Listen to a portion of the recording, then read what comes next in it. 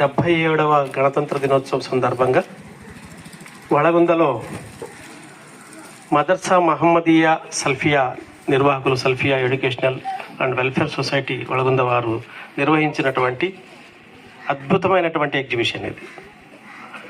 దీని విలువ చాలామందికి తెలియకపోవచ్చు, కానీ తెలియజేయడానికి వాళ్ళు ప్రయత్నించినందుకు వాళ్ళకి ముందుగా కృతజ్ఞతలు తెలియజేసుకుంటున్నాను నేను. ఎందుకంటే భారతదేశంలో స్వాతంత్రం కోసం పోరాడినటువంటి కొందరిని మాత్రమే ఈ చరిత్ర చూపిస్తూ ఉంది ఈరోజు.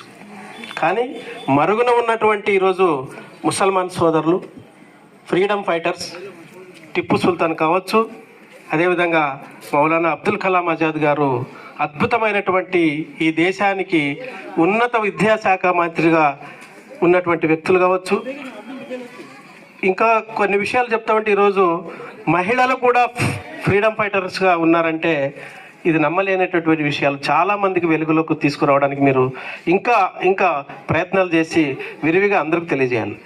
ఒక రకంగా అందరి భావనలో ఏంటంటే భారతదేశం అంటేనే వీళ్ళంతా ఇక్కడ ఉన్నటువంటి ముసల్మాన్లందరూ పాకిస్తాన్కు వీళ్ళందరూ సపోర్ట్ అని చాలామందిలో ఒక అపోహ ఉంది.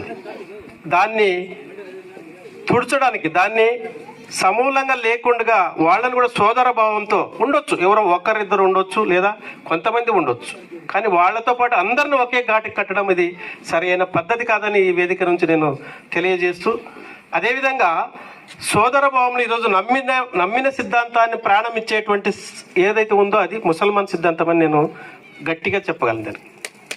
ఎందుకంటున్నానంటే ఒక క్రమశిక్షణ, ఒక పద్ధతి, ఎలా జీవించాలి మానవుడు అంటే ఎలా జీవించాలి, వాళ్ళ జీవన వృత్తి ఏంటి, ప్రతి ఒక్కరు నేను ఎక్కడ పబ్లిక్ మీటింగ్ పోయినా నేను ముసల్మాన్లను ఉదాహరణగా తీసుకొని నేను చెప్తా ఉంటాను దాని విషయాల్లో.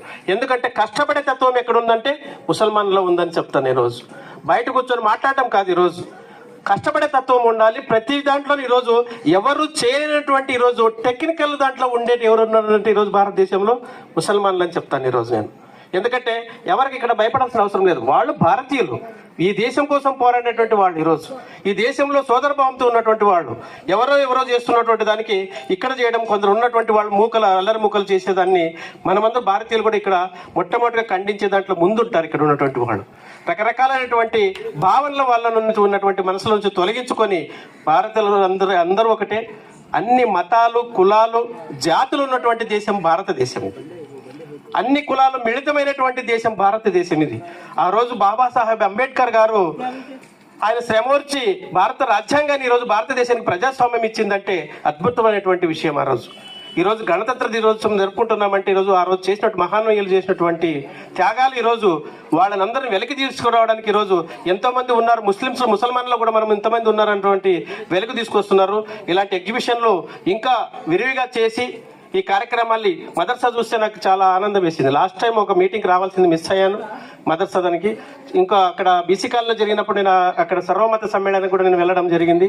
అన్ని మతాలు ఒక్కటే, అన్ని కులాలు ఒక్కటే. అందరిని గేస్తే మనకు వచ్చేది బ్లడ్ రెడ్గానే ఉంటుంది, కానీ వేరేగా లేదు. అన్ని సమానంగా ఉంటాయి. కాబట్టి దీన్ని ఆచరణలో కూడా ఆలోచన చేసి పిల్లల్ని విద్యావంతులు చేయడానికి మనం అందరూ కృషి చేయాలి. వాళ్లకు చరిత్రలు చెప్పాలి. చరిత్ర గురించి చెప్పకపోతే ఈరోజు చరిత్రహీనులు అవుతాం మనం. చరిత్ర గురించి తెలియని వాడు చరిత్రహీనుడు అవుతారని డాక్టర్ బాబాసాహెబ్ అంబేద్కర్ గారు చెప్తారు ఒక మాట సందర్భంగా. కాబట్టి ఈ దేశంలో ఆ రోజుల్లో దళితులు కూడా, వెనకబడినటువంటి వర్గాలందరికీ కూడా వేరే దేశం ఇమ్మటువంటి, వేరే ప్రాంతం ఇమ్మని బాబాసాహెబ్ అంబేద్కర్ గారు కోరారు. రోజు జిన్నోతో పాటు ఈయన కూడా మాకు కూడా ఒక సపరేట్గా బంగ్లాదేశ్కి ఇచ్చినట్టు మాకు కూడా ఒక దేశాన్ని ఇమ్మని అడిగినటువంటి సందర్భం బాబాసాహెబ్ గారు చేశారు. కానీ దురదృష్టవశాత్తు ఈరోజు ఈ దేశంలో ఇన్ని కులాలు ఉండి, ఇన్ని మతాలు ఉన్నా కూడా ఎవరు మూఢనమ్మకాలు వాళ్ళు పెట్టుకొని ఈరోజు దాన్ని ఆచరణలో పెట్టుకొని ఎక్కడ ప్రపంచంలో ఎక్కడ లేనటువంటి కులాలు భారతదేశంలో మాత్రమే ఎందుకు ఉన్నాయని సందర్భంగా అడుగుతున్నాను నేను.